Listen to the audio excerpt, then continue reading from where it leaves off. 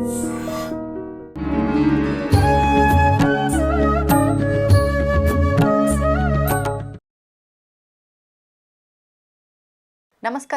Welcome to I dream. ధర్మ మార్గం with Vijitha కార్యక్రమానికి స్వాగతం. ప్రస్తుతం మనతో పాటు ఉన్నారు శ్రీ విద్యా ఉపాసకురాలు శ్రీ మహావిద్యానందగిరి మాతాజీ గారితో మాట్లాడి ఇప్పుడు మరిన్ని విషయాల గురించి మాట్లాడుకుందాం. మనకున్న సందేహాల గురించి కూడా నివృత్తి చేసుకునే ప్రయత్నం చేద్దాం. అమ్మ నమస్కారం. శ్రీమాత్రే నమః.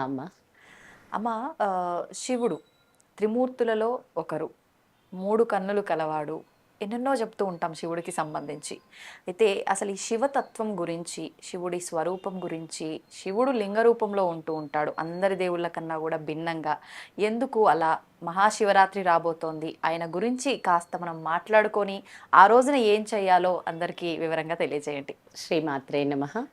నా గురుదేవులు సంత సదానందగిరి బాబా వారి పాదపద్మాలకు, పూజ్య గురుదేవులు శంకరానందగిరి మహారాజ్ వారికి నమస్కరిస్తున్నాను. శ్రీ మహాగణాధిపతయే నమః, శ్రీ మహాసరస్వత్యే నమః, శ్రీ గురుభ్యో నమః, శ్రీ శివాయ గురవే నమః, శ్రీ శ్రీమాత్రే నమః. సదాశివ సమారంభాం శంకరాచార్య మధ్యమాం అస్మత్ ఆచార్య పర్యంతం వందే గురు పరంపరాం. శివుడు త్రిమూర్తులలో ఒకరు. శివం అంటే మంగళకరమైన, శుభప్రదమైన. ఈయన లయకారకుడుగా, అంటే సృష్టించేది బ్రహ్మ, పోషించేది విష్ణువు, తర్వాత కలుపుకునేది లయకారకుడైన శివుడు అంటారు. 3 చెప్తారు కానీ 5 ఉంటాయి. సృష్టి, స్థితి, లయ, తిరోధాన, అనుగ్రహ అని 5 ఉంటాయి. ఇవేంటమ్మా? మరి అదే సృష్టి, స్థితి, లయ, తిరోధానానుగ్రహ కారిణ్యాహ అంటూ అమ్మని కొలుస్తామన్నమాట. శ్రీ చిత్ రూపిణ్యాహ. మళ్ళీ అమ్మని ఏమంటామంటే చిత్ అంటే ఆకాశం లేదా మన లోపల ఉండే శక్తి. ఇలాంటి ఎన్నో వస్తాయి అన్నమాట, సంకల్ప శక్తి. ఈ శివ సంకల్పాన్ని చిత్ శక్తి అంటామన్నమాట. శివ సంకల్పాన్ని చిత్ శక్తి అంటాము. అయితే సృష్టి ప్రారంభానికి పూర్వం ఏమీ లేదు, ఉన్నదొక్కటే అంటారు మన వేదాలు. అంటే సృష్టి ప్రారంభానికి ఏం లేదు, అసలు ఒక్కటే ఉంది, ఉన్నది ఒకే ఒక్క పదార్థం. ఏంటమ్మా ఆ పదార్థమే బ్రహ్మ పదార్థం.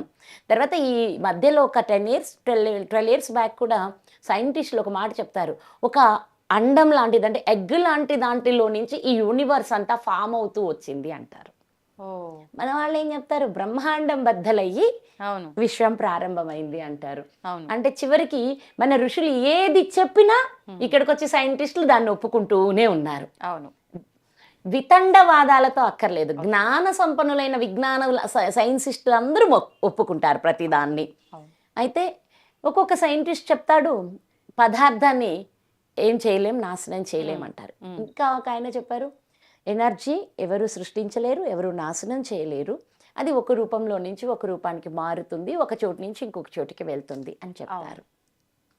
అదే విధానంలో పదార్థం మాయమైతే శక్తిగా మారుతుందని, శక్తి పదార్థంగా మారుతుందని చెప్తారు. మాస్ దాన్ని ఏమంటారంటే E=mc² అంటారు. E=mc, energy, mass. Energy, mass 2 ఉన్నాయి.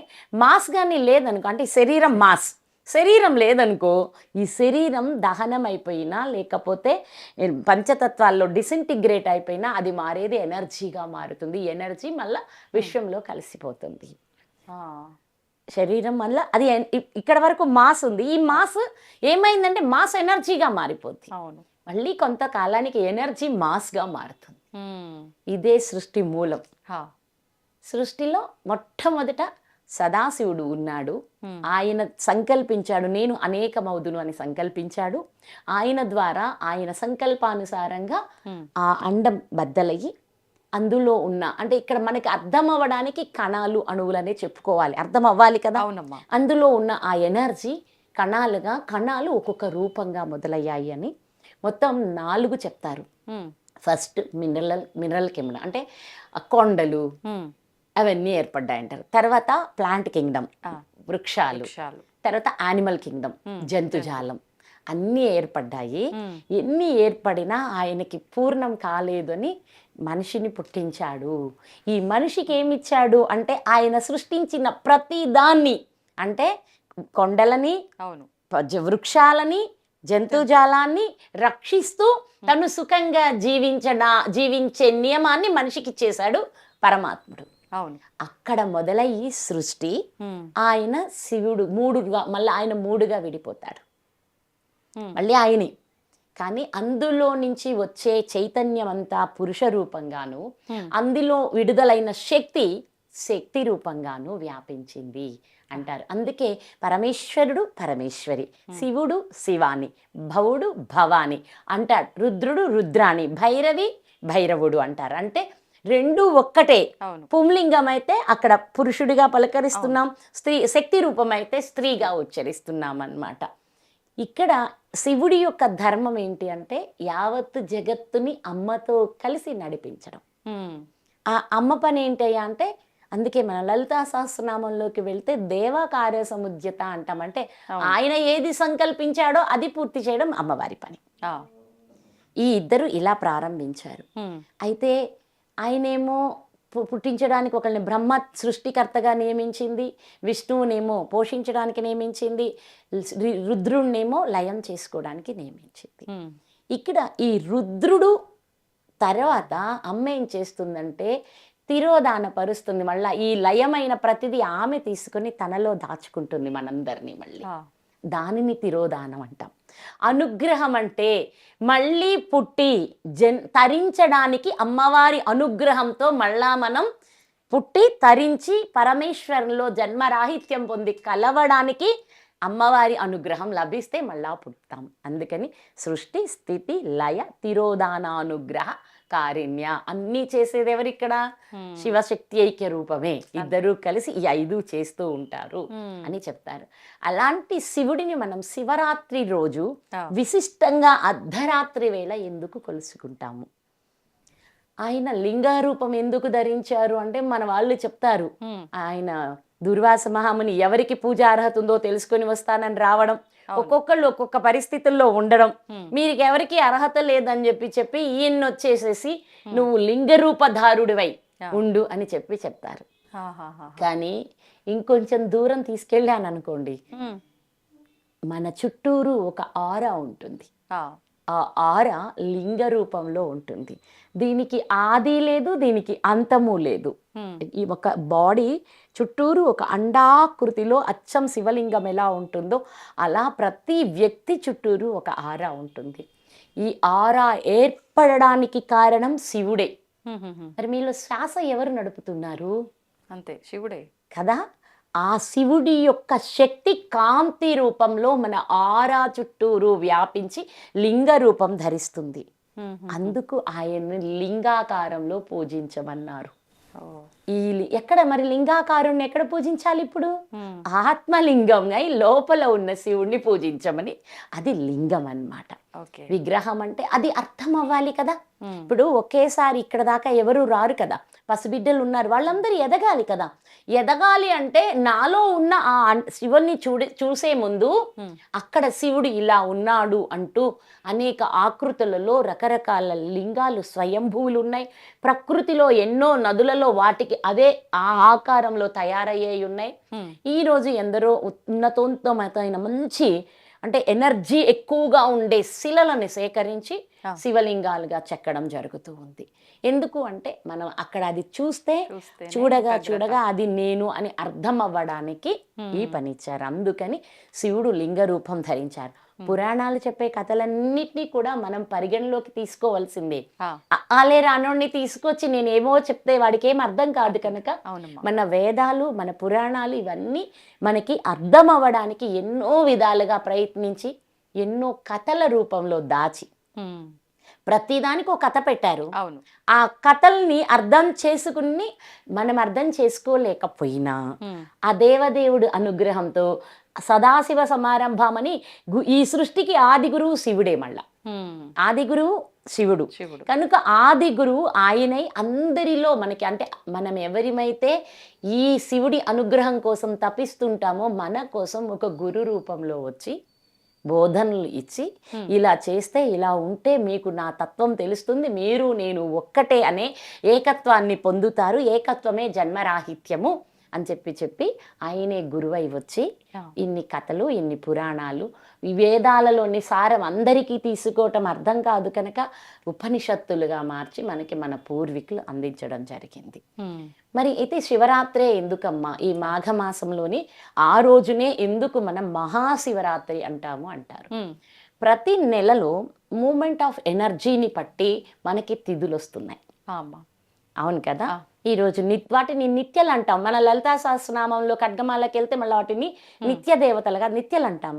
ఈ తిథులను ఒక్కొక్క రోజు తిథిని బట్టి ఒక్కొక్క లాంటి ఎనర్జీ మూవ్ అవుతూ ఉంటుంది విశ్వంలోకి. అలా జరుగుతున్నదాన్ని ప్రతి నెలలో మాస శివరాత్రి, మాస చివరి రాత్రిని మాస శివరాత్రి అంటారు. అంటే అమావాస్యకి ముందు రోజు వచ్చే రాత్రి ఆ నెలకు అదే ఇంకా చివరి రాత్రి. అందుకని మాస శివరాత్రి, చివరి రాత్రి మాస శివుని రాత్రిగా మారి. తిథుల ప్రకారం అమావాస్య ముందరది ఆఖరి రోజు. ఈ మాస శివరాత్రి సందర్భంగా ప్రతి మాస శివరాత్రికి శివ ఆరాధన చేయమని చెప్తారు. అదే మాస శివరాత్రి రోజున చండీ హోమం కూడా విశిష్టమని చెప్తారు మనకి. అంటే ఏంటి, అక్కడ ఇద్దరిని ఆ రోజే కొలవాలి అని దాని అర్థం. అమ్మవారినైనా స్వామినైనా ఇద్దరిని కొలవాలి ఆ రోజు అని దాని అర్థం. అందుకని శివుణ్ణి ఆరాధించుకొని అమ్మవారిని పూజించుకుంటే ఆ ఇద్దరి యొక్క శక్తి ఏకమవుతుంది. ఆ బ్యాలెన్స్ అయిన ఎనర్జీతో మనం మన కర్తవ్యాలు నిర్వర్తించుకోవడానికి, మనం ఉన్నతంగా ఆధ్యాత్మికంగా ఎదగడానికి. ఎప్పుడూ చెప్తాను, ప్రతిగా మానవుడిగా జీవించామంటే మనకి 2 రెక్కలు అవసరం. పక్షికి ఎలా అయితే మనకి ఇటు భౌతికంగా మనం బాగుండాలి, ఇటు ఆధ్యాత్మికంగా మనం బాగుండాలి. ఒట్టిగా ఆధ్యాత్మిక సాధన చేసుకుంటే మేము సన్యాసులం అయిపోతాం. ఇంకంతే, వాళ్ళకి ఇంక వేరే ఇంకేం ఉండవు అన్నమాట సంపాదనల మీద. మరి అందరూ అదే అయిపోతే ఆనందంగా ఉండాలంటే వాళ్ళకి ధనం కావాలి కదా. కనుక ప్రతి ఒక్కళ్ళకి ధనము అన్ని సంపాదించుకునే హక్కు కుటుంబంలో ఉన్న అతనికి వచ్చిందని చెప్పుకున్నాం కదా మనం. కాబట్టి ఇవి కావాలి మాకు.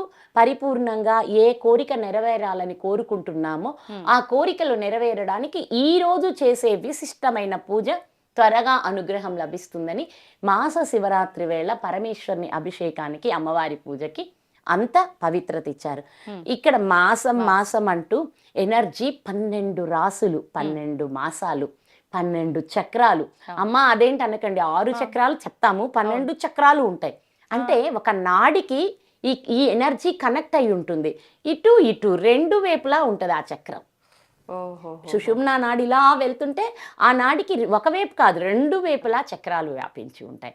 ఈ చక్రాలు 6 చక్రాలు 12గా మాట్లాడుకుంటాం. ఈ 12 మాసాలలో 12 చక్రాలలో జాగరణ జరుగుతూ ఉంటుంది. అలా జరుగుతూ ఉన్న ఎనర్జీ ఇదంతా ఈ 12 సంఖ్యకి ఎందుకు లింక్ అయి ఉందమ్మా? చెప్పాను కదా, మన లోపలే ఉన్నది ఆ 12 అంతా. ద్వాదశ రాసులు అనేది మళ్ళా ద్వాదశ చక్రాల రూపంలో మనలోనే ఉంది అదంతా అని. ఆ చక్రాల లోపల నుంచి ఎనర్జీ మూవ్ అవుతూ ఉన్నప్పుడు మీరు అడిగారు ఒకరోజు మాఘమాస రథసప్తమికి అడిగారు కదా. రథసప్తమికి అడిగినప్పుడు కూడా చెప్పాం, ఖగోళ శాస్త్రంలో జరిగే ప్రతి పని వెనక శక్తే ఉంది. ఈ చైతన్య శక్తి ద్వారానే ఇదంతా జరుగుతుంది. దేవి అధర్వణ శీర్షం అని ఉంటుంది అధర్వణ వేదంలో. ఆ అధర్వ శీర్షంలో చెప్తుంది అమ్మవారు, నక్షత్రాలు, ఆకాశం, మేఘాలు, అశ్వనీ దేవతలు, ద్వాదశాదిత్యులు, ఏకాదశ రుద్రులు, ఇలా ప్రతి ఒక్కరు కదలికకి నేనే కారణం, వాళ్ళందరినీ నేనే పోషిస్తున్నాను, నేనే నడిపిస్తున్నాను అని అమ్మని అడుగుతారు, ఎవరమ్మా మీరు అని అమ్మని అడిగితే అమ్మ చెప్తుంది, నేనే వీటన్నిటి కదలికకి కారణమైన శక్తిని. మరి ఏ శక్తి అమ్మ అంటే శివుడితో ఏకమైన చైతన్య శక్తిని అని అమ్మ చెప్తారు అప్పుడు అక్కడ. ఆ విధానంగా అంటే ఈ సృష్టిలో గమనానికి ఎవరు కారణమయ్యారు? అమ్మే కారణమయ్యారు. అంటే శక్తే కారణమైంది. శక్తి లేకపోతే ఆయన కూడా ఏం చెయ్యలేడు. అదే కదా ఆదిశంకరాచార్యులు సౌందర్య లహరిలో మొదటినే చెప్తారు, మొట్టమొదటి శ్లోకంలోనే చెప్తారు, అమ్మ లేకపోతే ఈయన ఏం చెయ్యలేడు, అమ్మ ద్వారానే ఈయన కదులుతాడు అంటూ చెప్తారనమాట. ఆ అమ్మతోనే ఏకమై ఉంటారు. అమ్మ అంటే ఇక్కడ మన అందరి ఆధ్యాత్మిక జీవితంలో కుండలిని అని చెప్పి మనకి పూర్వీకులు చెప్పారు. అమ్మని ఏమంటారు? కుండలిని శక్తిగా ఓ. అమ్మ శక్తి సర్పాకారంలో ఉంటుంది అని కూడా చెప్తారనమాట. ఇప్పుడు ఈ శక్తిని యాక్టివేట్ చేయాలంటే చెయ్యడం కోసమే ధ్యానమా, పూజ, ఇప్పుడు ఏదైనా? ఈ శివరాత్రి రోజు ఎవరైతే సవ్యంగా పూజని ధ్యానాలని కొనసాగిస్తారో అందరిలోనూ వ్యక్తి ఈ ఈ శక్తి జాగరణ అవుతుంది. అంటే ఒక్క శరీరంలో కుండలిని జాగరణ చేయడం అంటే అది వ్యక్తి కుండలిని. అనేక మందిలో కుండలిని జాగరణ అవడం అంటే అది సమిష్టి జాగరణ. అదే అంత అంటే విశ్వమంతటిలోనూ ఏకకాలంలో అమ్మ జాగరణ జరగడం అంటే దానినే మహాశివరాత్రి విశ్వకుండలిని జాగరణ అంటారు. అంటే ఈరోజు ఎవరమైనా ఉపవాసం చేయాలి. ఉపవాసం అంటే అందరు వచ్చేస్తారు, నాకు షుగర్ అమ్మా, నాకు బీపీ అమ్మా, నేను ఉండకూడదు, నేను టాబ్లెట్లు వేసుకోవాలి అంటూ వస్తారు. తప్పదు మరి, వాటన్నిటికీ నేను అవును చెప్పను, కాదు చెప్పను, తటస్థంగానే ఉంటాను. కానీ నాకొకటి తెలుసు, ఎలాంటి వ్యాధినైనా మన సంకల్పంతోటే మనం ఎదిరించుకొని నిలబడొచ్చు అనేది నా అనుభవం. ఎన్నో చెప్తారు, చెప్పినా సరే నేను దేనికి కదలను. అవునా, ఈ విషయం మీరు చెప్పండి చాలు అంటాను. ఆ చెల్లి మధ్య ఏదేదో చెప్పి మీకు థైరాయిడ్ 78 ఉంది అన్నారు. అవునా, సరే దాన్ని నేను సరి చేస్తాను అని చెప్పాను. మళ్ళీ మీరు కానీ రిపోర్ట్లు నిన్ననే రీసెంట్గా 2 days బ్యాక్ రిపోర్ట్లు వచ్చినాయి. 2 నెలల కిందటేమో 68, 78, నిన్న 0.033నో ఏమో. అంటే ఎక్కడికి వచ్చిందో చూడండి, అక్కడ ఉన్నది ఇక్కడికి వచ్చి. అంటే మన సంకల్పంతో మనలోని ఆ దైవ శక్తితో మనల్ని మనం సరిదిద్దుకోవచ్చు. వస్తాయి కాదని లేదు, కానీ ఉండగలిగితే ఎలాంటి వాళ్ళం కూడా ఆ రోజు అన్ని భయపడ్డామంటే చెయ్యలేం. టాబ్లెట్ వేసుకోలేకపోతే ఏదో అయిపోద్ది అనుకున్నాడో అయిపోతుంది తప్పనిసరిగా. ఆ భయం ఉన్న వాళ్ళు ఎట్టి పరిస్థితుల్లో టాబ్లెట్ వేసుకోకుండా ఉండవద్దు, ఉంటే అసలుకే మోసం. అవును. కాబట్టి మీకు నచ్చినట్టు మీరు ఎలా ఉండగలుగుతారో అలా ఉండండి, అంతేకాని ఇదే చెయ్యమని నేను చెప్పను. కానీ ఈ రోజుల్లో కొత్తగా ఒక విషయం, బాగా ఉపవాసం అంటే కడుపు కాల్చుకోవటం కాదు, భగవంతుడికి దగ్గరగా ఉండడము అంటున్నారు. భగవంతుడికి దగ్గరగా ఉండాలి అంటే కూడా ఖాళీ కడుపుతో ఉండవలసిందే. అందుకే మన వాళ్ళు ఉపవాసం అంటే కాస్త కడుపుని, మనసుని, బుద్ధిని అంతటిని కాస్త ఎంటీ చేసుకోమన్నారు. ఇప్పుడు భగవంతుడు ఖాళీ కడుపుతో ఉండి పూజ చేయమని నీకేమన్నా చెప్పాడా అంటారు అందరూ, అంటారు. అదే చెప్తున్నాను, మరి చెయ్యొద్దని నీకేమన్నా చెప్పాడా? ఇది కూడా చెప్పాలి కదా. ఇప్పుడు వద్దు నాయనా మీరు కడుపు కాల్చుకోకుండా వచ్చి ఎవరికన్నా చెప్పాడా? లేదు. ఈ ఉపవాసం అనేది ఎందుకు అంటే మన లోపల ఎనర్జీ జాగరణ అవ్వడం కోసం మనం కొంచెం ఖాళీ ఉంచుకోవాలి. ఇప్పుడు మొత్తం అంతా తిన్నాము, అరిగించుకోవడం, ఇవి వదిలించుకోవడం, వీటి మీదే సరిపోతే మన మనస్సుకి ఏకాగ్రత ఎక్కడ కుదురుతుంది, మన బుద్ధి వెళ్ళి ఆయన దగ్గర ఎలా నిలుస్తుంది, మన లోపల ఉన్న శక్తి ఎలా జాగరణ అవుతుంది. అందుకే మితాహారం ఎప్పుడు కూడా యోగులకి, సన్యాసులకి హితం అని చెప్పడానికి కారణం ఏంటంటే అధికంగా తీసుకున్నారనుకోండి, ఆ అధికంగా తీసుకున్న ఆహారం అరగడం, వీటన్నిటితోటే జీవితం వెళ్ళిపోతుంది. కాబట్టి ఉపవాసం అనేది ఉండమన్నాడా అంటే ఇప్పుడు ఇవన్నీ మీకు తెలీదు, అబ్బో దీని గురించి నేను మాట్లాడాలి అంటే నన్ను బాగా తిట్టేస్తారు అందరూను. అలాగే మళ్ళా ఇదంతా ఈవిడ కొత్త చాదస్తం తెచ్చింది అంటారు. మన సంప్రదాయంలో ఉపవాసం ఉంది, మన సనాతనమైన సంప్రదాయంలో ఉపవాసం ఉంది. కానీ ఉపవాసంతో భగవంతుడికి దగ్గరైతే ఇప్పుడు ఇక్కడ కొత్తగా పుట్టుకొచ్చిన పుట్టకొక్కులన్నింటి ఆటలు సాగవని ఇలాంటి మాటలు పుట్టిస్తారు. మీకు ఇంకా ఏమిటండి, ఇప్పుడు ఒక మనిషి చనిపోయాడు అనుకోండి, ఎందుకు మనం స్నానం చేయాలి చెప్తారా?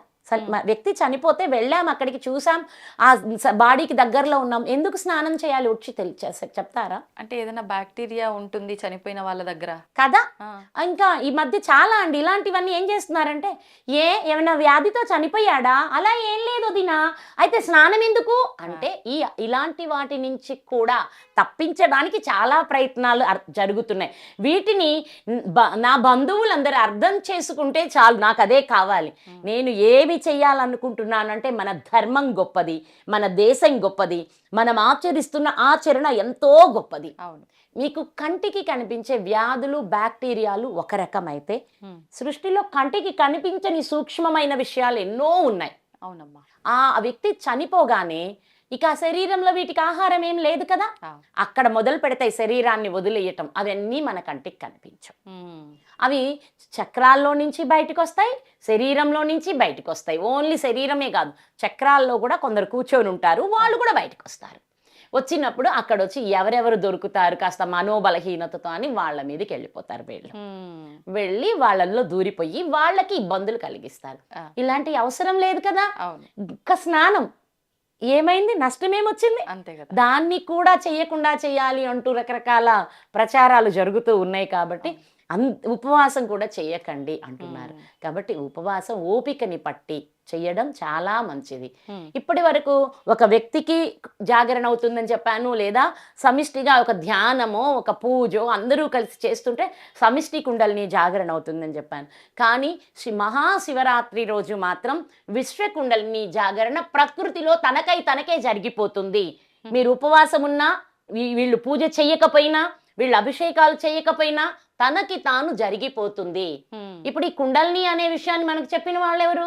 మన ఋషులే, వాళ్ళే కదా. ఈ రోజు ఈ సమిష్టి కుండలిని దాటి విశ్వ కుండలిని గురించి చెప్పిన వాళ్ళు కూడా మన ఋషులే. వాళ్ళు వాళ్ళ ధ్యాన దృష్టితో ఈ అంతటిని అనుభవపూరితంగా తెలుసుకున్నారు కనుక ఒరే అక్కడ తనకై తాను ఇక్కడ ఏ ప్రయత్నం లేకుండానే జరుగుతుంది. కాసంత మనం వెళ్ళి శివనామ స్మరణ చేస్తూ, దైవనామ స్మరణ చేస్తూ మనం అక్కడ కూర్చున్నాము అంటే మన ప్రయత్నం ఏమీ లేకుండానే మనలో శక్తి జాగరణ అవుతుంది. అది శివరాత్రి జాగరణ పరమార్థం. ఇప్పుడు ఉపవాసం ఉన్నా లేకున్నా జాగరణ ఖచ్చితంగా చెయ్యాలంటారు కదమ్మా? అంటారు. అంటే జాగరణకి ఎక్కువ పుణ్యం అంటే జాగరణ ఎక్కువ పుణ్యం అంటే జాగరణలో కూడా సినిమాలు చూస్తాము, లేకపోతే టైం పాస్ కబుర్లు, ఇంకా రకరకాల వాటితో జాగరణ కాదు. ఆ దైవానికి సన్నిధిలో ఉపవాసం చేస్తూ ఆయనకి దగ్గరలో ఉంటూ హాయిగా కూర్చుని ధ్యానం చేస్తూ, ధ్యానం కాకపోతే నామం చేస్తూ, నామం కాకపోతే భజన చేస్తూ, ఏదో ఒకటి ఆ దానికి సంబంధించిన కార్యక్రమంలో మనం ఇంట్లో కూర్చున్నా, గుడిలో కూర్చున్నా తప్పనిసరిగా మనలో కూడా అయాచితంగా శక్తి జాగరణ జరిగిపోతుంది. ఇంకా దీనికి ఇంకెవ్వరు అది జరగాలి ఇది జరగాలి అని. కుండలిని శక్తి జాగరణ అంటే డెవలప్మెంట్ అని, అభివృద్ధి చెందాలి అంటే మనలో జాగరణ జరగాలి. విశ్వ అభివృద్ధి కోసమే ప్రతి ఒక్కసారి ఇలా జరిగేలా యూనివర్సల్ ప్లానింగ్ లో అది తనకి తానే, అదేం మనమేం చెయ్యట్లేదు. ఈ డెవలప్మెంట్ కావాలి అనుకున్న వాళ్ళందరము తప్పనిసరిగా ఈ శక్తి జాగరణ జరిగే అద్భుత అవకాశాన్ని సద్వినియోగపరచుకోవాలి. ఎలా అభివృద్ధి చెందాలి? మీరు ఆధ్యాత్మికంగానా, ఆర్థికంగానా, పదవ, ఉద్యోగమా, మీరు చేస్తున్న వృత్తి దేనిలో మీరు ఎదగాలి అని మీరు అనుకుంటున్నారో వాటన్నింటికి ఈ రాత్రి వేళ జరిగే ఈ యొక్క కుండలిని జాగరణ శక్తి మనం స్వీకరించగలిగితే అప్పుడు తప్పకుండా జరుగుతుంది. ఇప్పుడు ఈ జాగరణ కూడా అమ్మ చాలా మంది 12 దాటితే ఇంకా పడుకోవచ్చు అని, కొంతమంది బ్రాహ్మీ ముహూర్తం వరకు మెలకుతో ఉండి ఆ తర్వాత పడుకోవచ్చు అని ఇలా చూస్తూ ఉంటాం. మరి కొంతమంది అసలు ఆ నెక్స్ట్ డే నైట్ వరకు మళ్ళీ పడుకోవద్దు అంటూ ఉంటారు. అసలు కరెక్ట్ విధానం ఏంటమ్మా? నెక్స్ట్ డే రాత్రి వరకు పడుకోకపోవడం అదే కరెక్ట్. ఎందుకు అంటే అవేకన్ అయింది కదా, మళ్ళీ దాన్ని డార్మెట్ అవ్వకుండా మనం చూసుకోవాలి. డార్మెట్ అవ్వకుండా చూసుకోవాలి. అందుకని కాస్త 12 ఆ టైం వరకు కొద్దిగా రిలాక్స్ అవ్వచ్చు. నిజం చెప్పాలి అంటే 12 లోపు కాస్త తట్టుకోలేని శరీరాలు రిలాక్స్ అవ్వచ్చు. ముఖ్యంగా ఉండవలసింది 12 గంటల నుంచే. ఇప్పుడు అక్కడ జాగరణ జరిగేది. అందుకే లింగ ఉద్భవ కాలం అంటే ఎనర్జీ ఉద్భవిస్తుంది అని. ఎక్కడి నుంచి ఉద్భవిస్తుంది అంటే మన కింది లోకాల నుంచి ఊర్ధ్వముఖంగా వస్తుంది అన్నమాట శక్తి. అందుకని లింగోద్భవ కాలం అని ఆ సమయంలో మనం మేలుకొని ఉండాలి. లింగోద్భవ కాలం అవ్వగానే శివ కళ్యాణాలు చేస్తారు. అభిషేకాలు కళ్యాణం, అభిషేకాలు చేసి అభిషేకం అయిపోయింది శివ కళ్యాణం చేస్తారు. అంటే ప్రకృతి పురుషులని సమైక్యంగా అంటే ఎనర్జీని కలపడుతున్నాము అనే భావన అనమాట. అంటే శివశక్తి ఐక్యం చేస్తున్నాం అనేది కళ్యాణం యొక్క రహస్యం అనమాట. శాంతి కళ్యాణం అని కూడా అంటారు దాన్ని. అంటే అలా ఉధృతంగా జాగరణ అవుతున్న శక్తిని శాంతింప చేయడానికి మనం ఈ అభిషేకాలు ఇవన్నీ చేస్తాము. ఎనర్జీ గురించి మనం ఇప్పుడు సునామీ ఇట్స్ ఆన్ ఎనర్జీ, అంతేగా. అలాగే తుఫాన్, సైక్లోన్ అంటాము, ఇట్స్ ఆన్ ఎనర్జీ. వాటి ఏటికి మనం వెళ్ళి ఎదురు నిలగలం? కదా. అస్సలు దేనికన్నా మనం తట్టుకోలేము. తట్టుకోలేం కదా. ఏది అగ్ని విజృంభించినా, భూమి విజృంభించినా, గాలి విజృంభించినా, నీరు విజృంభించినా, ఆకాశంలో ఏదైనా మొదలుపెట్టి విస్ఫోటనం మొదలైనా దేనికి ఎదురు తిరగలుగుతాం మనం ఈ సృష్టిలో కదా. అంటే అదే శక్తి, ద పవర్ ఆఫ్ ఎనర్జీ. దాని జోలికి ఎవ్వరం వెళ్ళలేము.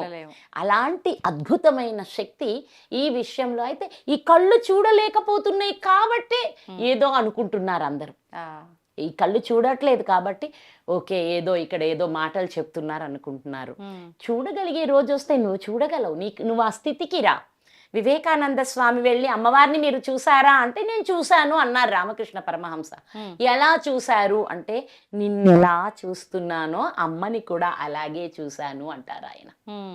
మరి నేను చూడాలి అంటేను అంటే అవును నువ్వు కూడా చూడగలవు, కానీ దానికి కొన్ని విధానాలు ఉన్నాయి.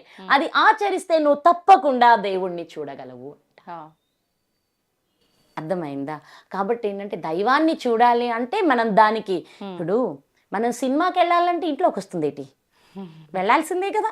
మరి ఆ చిన్న విషయానికే మనం అది చెయ్యాల్సి ఉంటే వాళ్ళకి టికెట్ కొనాలి, వాడు సీట్లో డిసిప్లైన్గా కూర్చోవాలి, మనం ఏదంటే అది చేస్తే ఒప్పుకోరు, అన్నీ ఉన్నాయి కదా. ఇక్కడ మరి ఈ సృష్టికే మూలమైన ఆ మహాకాళిని చూడాలి అంటే, ఆ మహాకాళిని చూడాలి అంటే మనకి కొన్ని ఉన్నాయి కదా, దాన్ని ఆచరిస్తే ఆ దైవాన్ని మనం చూడగలుగుతామని. తద్వారా హాయిగా శివరాత్రి రోజు ఉదయాన్నే బ్రాహ్మీ ముహూర్తంలో నిద్రలేచి తలారా స్నానం చేసుకుని శివాలయంలోకి, ఇంటికైతే ఇంట్లో, శివాలయంలో అయితే శివాలయంలో దీపారాధనలు చేసుకుని పూజలు చేసుకుని శివ పరమేశ్వర నేను ఈరోజు శివరాత్రి జాగరణ చేయదలిసాను తండ్రి, నన్ను అనుగ్రహించి నేను ఈ వ్రతాన్ని సవ్యంగా చేసేలా దీవించమని మన వల్ల కాదు కదా. అందుకని ఆయనకి శరణు చొచ్చితే సరిపోతుంది. ముందు సంకల్పం చేసుకోవాలి. ఆ సంకల్పం అనేది ఎందుకంటే ఈ విఘ్నాలు తొలగించి ఇటేమీ రాకుండా కాపాడగలిగిన వాడు ఆయన ఒక్కడే సృష్టిలో. అందుకని మనం చేస్తున్న పనికి ఆయనకి నా వల్ల ఏమవుతుంది తండ్రి, మీరే నన్ను జరిపించగలరు అని ఆయనకి ఎప్పుడైతే మనం శరణు వేడుతామో ఇక ఆ కార్యక్రమం ఆయనే జరిపిస్తాడు. ఉండగలిగామా ఉండండి, లేదా ఉండలేకపోయామా కామ్గా ఉండండి. ఉపవాసాల్లో కూడా మనకి 4 విధానాలు ఇచ్చారు కదా అమ్మ. ఉపవాసం అంటే ఏమి ఇంకా ఆ రోజు పూర్తిగా నిరాహారంగా ఉండటం, ఏకభుక్తం, ఒక్కసారి ఉండడం, లేకపోతే నక్తం, ఈ రాత్రి వరకు ఉండి శివాలయానికి వెళ్ళి శివ దర్శనం చేసుకుని వచ్చేసి భోజనం చేయడం, అయాచితం. మీరు ఉండాలనుకున్నారు కానీ ఆ దేవదేవుడికి మీరు ఉండడం ఇష్టం లేదు అంటే మీ శరీరమో ఏదో ఆయన ఇంకొకరి ద్వారా మీకేదో ఇంత పంపిస్తారు, దానిని అయాచితం అంటాం. అది దైవ ప్రసాదం, తీసేసుకోవచ్చు, ఖచ్చితంగా తీసుకోవాల్సింది, తప్పేమీ లేదు. అది పరమాత్మనికి ఇచ్చేసాం, మన బాధ్యత అంతా ఆయనకే ఇచ్చేసాం. ఆయన ఏది ఇస్తే అదే నాకు మహద్భాగ్యం అన్నాం. నీకు ఏది ఇవ్వాలో, ఇప్పుడు బిడ్డకి ఏమి ఇవ్వాలనే తల్లికి తెలిసినంతగా ఇంకెవరికైనా తెలుసా? మరి తల్లి తండ్రి వాళ్ళిద్దరే మన రక్షకులైనప్పుడు, మనకి సర్వం వాళ్ళే అయినప్పుడు వాళ్ళు ఏం చెప్తే అది చెయ్యడమే అయాచితం. ఇప్పుడు మేమున్నా అనుకోండి, మేము సన్యాసులం ఇదిగో ఉపవాసం చేస్తామని మేము అనడానికి కూడా లేదు. అలాగని చెప్పి మీరు అన్నం పెట్టనని అడగడానికి కూడా లేదు. మాకేది జరిగితే అది ఆ రోజు హాయిగా శివుడితో ఏకమై కూర్చుంటాం, సాధన చేసుకుంటాం. మీ బొట్టి బిడ్డలు వస్తే ఇలా ఉండండి అని 4 మాటలు చెప్తాము. ఈలోపు ఎవరన్నా వచ్చి మాత అని ఇంట్లో అంటే తీసుకుంటాము, ఎవరు రాకపోతే మౌనంగా కూర్చుంటాము. అందుకని దాన్ని ప్రత్యేకించి ఉపవాసాలు చేస్తున్నాం, దీక్షలు చేస్తున్నాం అనడానికి ఇంకా సన్యాసులకి అది ఉండదు. కానీ మిగతా అందరూ ఎవరైతే గృహస్థాశ్రమంలో ఉన్నారో, ఎవరైతే ఇవి వానప్రస్థాశ్రమంలో వాళ్ళు కూడా ఆచరించవచ్చు. వీళ్ళందరూ ఇవన్నీ చేసుకుని చక్కగా పరమేశ్వరి అనుగ్రహం పొంది సుఖంగా ఉండొచ్చు. సింపుల్గా చేసుకోవాలి అంతే. వీటి కోసం మనకి లేని వాటిని పెట్టి హంగామాలు చేయొద్దు, అప్పులు చేసి ఆయన్ని అస్సలు ఆరాధించవద్దు. ఇవేయో పెట్టి ఏదో చేసేస్తే ఏదో వస్తుందని వాటి కోసం పరుగులు తీయొద్దు. నీ లోపల ఉన్న ఈ హృదయంలో నుంచి ఉన్న అన్నీ తీసి ఆయనకి సమర్పిస్తే ప్రేమ, స్వచ్ఛత, క్షమ, దయ ఇలాంటి ఎన్నో పుష్పాలు ఇక్కడ హృదయంలో ఉన్నాయి. వీటిని పరమేశ్వరులకు సమర్పించుకుంటే మనకి ఏం కావాలో అది ఆయనే ఇచ్చేస్తారు తప్పకుండా. అమ్మ, ప్రస్తుత పరిస్థితులు ఎలా అయిపోయాయి అని అంటే ఆలోచనల్ని కూడా ఆలోచించడం మొదలు పెట్టేశాం. నిజం చెప్పాలంటే ప్రతి కదలికకి ఆలోచించందే ఏ పని కూడా చేయకుండా అయిపోయింది పరిస్థితి. ఎంత ఘోరంగా అంటే నిద్రలో కూడా అవి వాటి పని అవి చేసుకుంటూనే ఉంటాయి. అంత ఘోరంగా ఉంది ఆలోచనల ప్రభావం. మరి ఈ ఆలోచనల్ని అదుపు చేయటానికి ఏదైనా కాసేపు ఒక దగ్గర ఏకాగ్రతగా కూర్చొని మెడిటేషన్ చేద్దామన్నా కూడా ఆ స్థితి కలగట్లేదు. అంత ఘోరంగా ఆలోచనల ప్రభావం అనేది ఇప్పటి తరానికైతే ఎక్కువగా ఉంది అని అనిపిస్తోంది. ఈ ఆలోచనలు అదుపులోకి వచ్చినప్పుడే ఖచ్చితంగా మనశ్శాంతి అనేది లభిస్తుంది. మరి ఈ ఆలోచనల్ని ఎలా అదుపు చేయాలి, మనశ్శాంతిగా ఉండాలి అనంటే వీటిని అదుపు చేస్తే సరిపోతుందా? ఇంకేమైనా జాగ్రత్తలు తీసుకోవాలంటారా? ఆలోచనలు ఆగిపోవాలి, అంతేనా? ఒక పని చేయాలి ముందు. ఆలోచనలు ఆగటానికి సముద్రపు అలలు ఆగిపోతే మన ఆలోచనలు ఆగిపోతాయి. సాధ్యం పడదు కదమ్మా అది. ఎందుకు ఆలోచనలని సముద్రంతో లింక్ పెట్టానో తెలుసా? సముద్రంలోని కదలిక మనలోని కదలికలు లింక్ అయి ఉంటాయి. నీటి శాతం ఎక్కువ మన లోపల. మనలో మన శరీరం పంచతత్వాలతో నిండి ఉంది. పంచతత్వాల్లో 72% అబౌవ్ వాటరే ఉంది. అంటే అన్నిటికంటే ఎక్కువ ఏముంది? మన భూమిని నీరే అధికంగా వ్యాపించి ఉంది. మన శరీరములోనూ అత్యధికంగా నీరే ఉంది. కనుక నీటి తత్వం ఏంటి? మూమెంట్, కదులుతూ ఉంటుంది. కనుక మనిషికి ఆలోచన లేని స్థితి ఉండదు కాక ఉండదు. సరే, ఉండదు. కనీసం పాజిటివ్ ఆలోచన రావాలంటే గుడ్, ఇది కరెక్ట్ ప్రశ్న అన్నమాట. ఈ ఆలోచనలు తగ్గుతాయి నిదానంగా, మనం సాధన ద్వారా తగ్గించుకుంటాం. కానీ ఆలోచన లేని స్థితి మీ అందరికీ రాకూడదు. మీ ఆలోచన అది పవర్ఫుల్ అయి ఉండాలి. మీ ఆలోచన మీకు క్షేమాన్ని కలిగించేది అయి ఉండాలి. మీ ఆలోచన మీ కోరికను నెరవేర్చేది అయి ఉండాలి. అలా కావాలి అంటే ప్రతి ఆలోచనకి మనం పాజిటివ్ యాడ్ చేసుకోవాలి. బయటికి వెళ్తామనుకోండి, ఎంతసేపు ఇలా అవుతుందేమో, అలా అవుతుందేమో, ఇది చేస్తారేమో, ఇలాంటి భయాలతో అడుగు బయటేస్తారు. పిల్లల్ని స్కూల్కి పంపిస్తే అదే భయాలతో పంపిస్తారు. పిల్లల గురించి ఇలా ఇప్పుడు పరిస్థితులు ఇలా ఉన్నాయి, ఇప్పుడు ఏం జరుగుతుందో, నా బిడ్డ ఇలా వెళ్ళిందే, ఇలా ఉన్నాడే, ఏవో నా బిడ్డకి ఎలాంటి పరిస్థితి ఏర్పడుతుందో. స్త్రీలు అయితే భర్తల కోసం కూడా కూర్చుంటారు ఇంట్లో. అవును, నేనేం చెప్తాను అంటే ఆలోచించండి, కానీ భగవంతుడిని ప్రార్థన చెయ్యండి అంటాను. నెగిటివ్ థాట్ రాగానే ఇమ్మీడియట్లుగా మనకి ఉన్న ఏకైక అద్భుతమైన ఆధారం భగవంతుడు. ఏ పేరు చెప్పను నేను, దేవుడికి పేరు లేదు, అన్ని పేర్లు దేవుడివే. దేవుడికి ఆకారం లేదు, అన్ని ఆకారాలు ఆయనవే.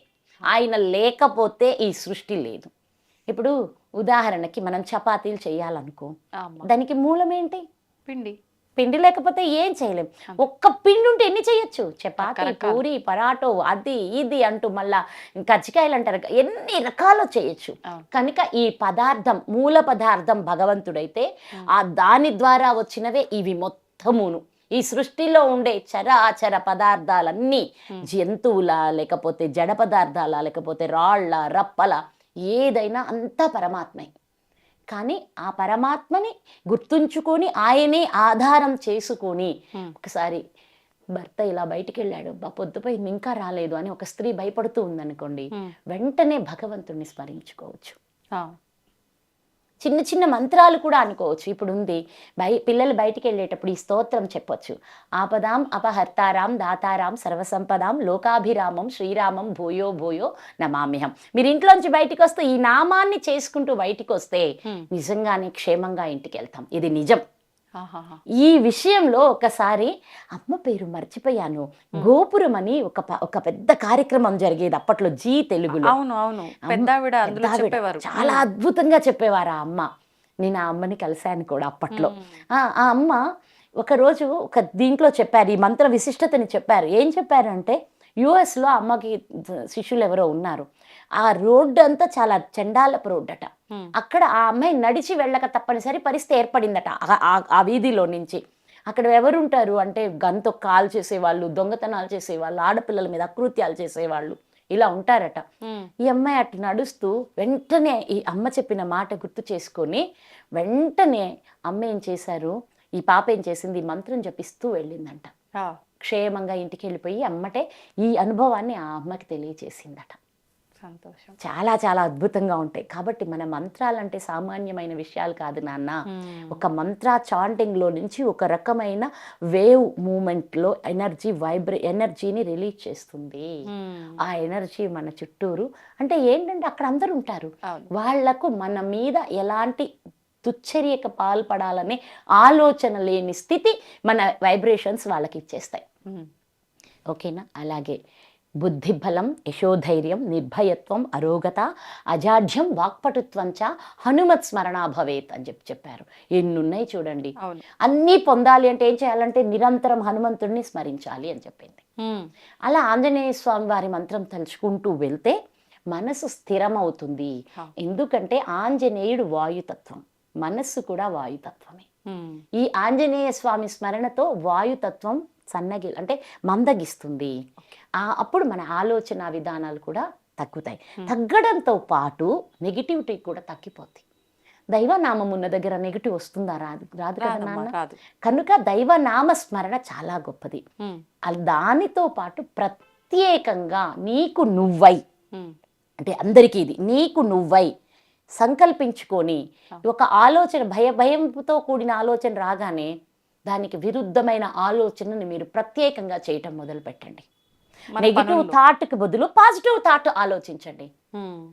ఇదే మన పెద్దలు ఒరే ఏముందిరా వేస్తే వెంట్రుక వస్తే కొండ అన్నారు. మీకు ఈ విషయం, ఇది వెంట్రుకతో కొండ లాగడం అంటే సామాన్యమైన అర్థం కాదు. దీని లోపల అయ్యే మన సామెతలకి మన యొక్క ఎన్నో విషయాలకి అర్థాలు తెలియక కొట్టుమిట్టాడుతూ ఉన్నారు ఇక్కడ. అర్థమైందా? ఇల్లు ఇరకాటం ఆలి మరకాటం అంటారు చూడండి. ఇల్లు ఇరకాటం కాదు, ఇల్లు ఇరుకవాటం ఆలి మరో కవాటం. ఇరుకవాటం అంటే 2 ద్వారాలు ఉండాలి ఇంటికి తప్పనిసరిగా. దీని ఇలా మార్చేశారా? మరి ఇల్లు కట్టావు అంటే ఇటొక వాకిలి అటొక వాకిలి పెట్టుకోవాలి. నీకు ఇటు నుంచి వచ్చేది అటు నుంచి బయటికి, అటు నుంచి మూమెంట్ ఆఫ్ ఎయిర్కి ఆ మాట చెప్పారు. ఇల్లు ఇరుకవాటం ఆలి మరో. ఆ ఇంటికి ఇంకొక ముఖ్యమైన, ఇంటికి ముఖ్యమేంటి? గుమ్మం, తలుపే కదా. ఆ తలుపే ఆ ఇంటికి ముఖద్వారమే నీ భార్య అని చెప్పడమే.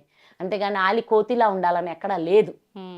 ఎన్ని చెత్త విషయాలు. అలాగే ఇది కూడా వెంట్రుక వెయ్యండి, కొండ లాక్కోండి, పోతే వెంట్రుకేగా అని చెప్పారంటే ఏంటంటే ఎందుకురా వేసేసే ఒక పాజిటివ్ ఆలోచనని, ఒక సానుకూలమైన ఆలోచనని పంపించు. వస్తే కొండే వస్తుంది, లేకపోతే ఏమైందిరా ఆలోచనే కదా అనేది. ఎంట్రుక వేసి కొండని లాగడం, పోతే ఎంట్రుక వస్తే కొండ. అంటే మనం ఆలోచిస్తే సవ్యంగా, ఎప్పుడూ నిరంతరం సవ్యంగా ఆలోచనలతో ఉంటే, సరే ఆలోచించొద్దు బాగానే ఉంది, ఏం లాభం వస్తుంది? మీరు నెగిటివ్ ఆలోచిస్తే మీరు ఏం పొందుతున్నారు? మనశ్శాంతి పోతుంది, ఆరోగ్యం పోతుంది, లాభం లేదమ్మా. బాగా చెప్పావు. ఆరోగ్యం ఎంత ప్రభావం, అనారోగ్యం వస్తుంది కదా. అసలు డిసీజెస్ ని సైకోసోమాటిక్ డిసీజెస్ అంటారు. అంటే ఈ అంటువ్యాధులు వచ్చేది 5%. అంటే మీకు తెలియదు అంటువ్యాధి అంటే జలుబు ఒకటి, కొన్ని సీజనల్ వైరల్ ఫీవర్లు కొన్ని, మళ్ళీ అప్పట్లో వచ్చాయి అంటువ్యాధులు, అమ్మవార్లు, తట్టులు, ఆటలమ్మలు, దద్దులు అంటూ వచ్చాయి. ఇవే అంటువ్యాధులు. ఓకేనా? షుగర్ కానీ, ఇక్కడ బీపీ కానీ, థైరాయిడ్ కానీ ఇట్లాంటివి ఏ అంటువ్యాధులు కాదు. అవి ఎక్కడి నుంచి వస్తున్నాయి అంటే మనిషి యొక్క ఆలోచనల నుంచే పుడుతున్నాయి. అందుకే వాటిని సైకోసోమాటిక్ డిసీజెస్ అన్నారు. మళ్ళీ కర్మపరంగా వచ్చే వాటికి కూడా 5% ఇచ్చారు మనాళ్ళు. కర్మపరంగా వ్యాధులు కూడా ఎక్కువ రావని చెప్పారు. అవునా? దీర్ఘకాలిక వ్యాధులు కర్మపరంగా వస్తాయి. ఇవన్నీ సీజనల్లో వచ్చాయి అంటువ్యాధులు. అదొక 5%, ఇదొక 5% ఇస్తే 10%. మిగతా 90% మనిషి తనకై తాను తెచ్చుకుంటున్న వ్యాధులు మిగతావి కొన్ని తెచ్చుకుంటున్నారు. క్యాన్సర్ లాంటి మహమ్మారులు కూడా ఒక వ్యక్తి యొక్క ఆలోచన విధానాన్ని పట్టొస్తుంది. క్యాన్సర్ వాళ్ళని మీరు వచ్చిన తర్వాత గమనిస్తే వాళ్ళకి చిరాకు, కోపం, అసహనం ఎక్కువైపోద్ది. అప్పటికి వాళ్ళు ఆల్రెడీ అలా నెగిటివ్ పెట్టుకొని దానికి కారణాలు ఇవ్వని ఆ బిడ్డల్ని నేను నిందించట్లేదు. ఇంట్లో ఎన్నో కారణాలు ఉంటాయి. మీకు ఇవ్వవలసిన ప్రేమ దక్కకపోతే, ఇవ్వవలసిన ప్రయారిటీ దక్కకపోతే, ఇలా ఎన్నో కారణాలు ఉన్నాయి. కారణాలు లేవు, మీరు ఏకంగా ఏయో కొనుక్కొచ్చుకుంటున్నారని నేను ఎవరిని అనను. ఉన్నాయి కారణాలు. కానీ కారణాలు కల్పించే వాళ్ళ మూలాన మీరు బాధలు పడి మిమ్మల్ని మీరు తగ్గించుకుంటే నష్టం వచ్చేది ఎవరికి? సెల్ఫ్. అందుకని దయచేసి వాళ్ళేదో అన్నారు, వీళ్ళేదో అన్నారు అని చెప్పి ఎవరి కోసమో మిమ్మల్ని మీరు ఆరోగ్యం పాడు చేసుకోకండి. మీరు నిరంతరం వచ్చే ప్రతి నెగిటివ్ ఆలోచనకి ప్రతిగా మీరు సానుకూలమైన ఆలోచనను నింపుకోవడం నేర్చుకోండి. భగవన్ నామ స్మరణ చేయండి. మీరు బయటికి వెళ్తున్నా, మీ బిడ్డల్ని బయటికి పంపిస్తున్నా ఈ శ్లోకాలు నేర్పించి వాళ్ళు అవి స్మరించుకునేలా బయటికి పంపండి. అలాంటి ఆరాతో ఎవరైతే బయటికి వెళ్తారో వాళ్ళ చుట్టూరు ఉండే ఆ moment of energy wavelength అవతల వాళ్ళని అట్రాక్ట్ చేయకుండా, వాళ్ళ దృష్టి కూడా మన ఆరా మీదకి రాకుండా మనం సేఫ్గా ఇంటికి చేరుతాము. ఇది నిజం. అంతే. ఇక దీనికి ఏ తిరుగు లేదు. కాబట్టి హాయిగా ప్రశాంతంగా ఉండాలి అంటే ఆలోచనలు అనేది మన మన మన ఇప్పుడు మన శరీరానికి అన్నం ఎంతో అవునమ్మా. మన మనసుకి ఆలోచనలు అంత ముఖ్యం. వస్తూనే ఉంటాయి. ఉంటాయి. ఇంద్రియాలు ఉండే విన్నందుకు ఒక ఆలోచన, చూడంగానే చూడినందుకు ఒక ఆలోచన, తిన్నందుకు ఎవరో తగిలినందుకు ఒక ఆలోచన. ఇలా అన్ని రకాలుగా మనకి ఆలోచనలు వస్తుంటాయి. వచ్చిన దాన్ని మనం మనుషులం, అంతే. మనకి ఒక విఘ్నత ఉంది, విసక్షన్ ఉంది. మనం ఏం చెయ్యొచ్చు? వాటిని పాజిటివ్గా మార్చుకోవచ్చు. దీని ద్వారా ఎంతో అద్భుతమైన ఫలితం లభిస్తుంది అన్నమాట. శ్రీమాత్రే నమః. ధన్యవాదాలమ్మా.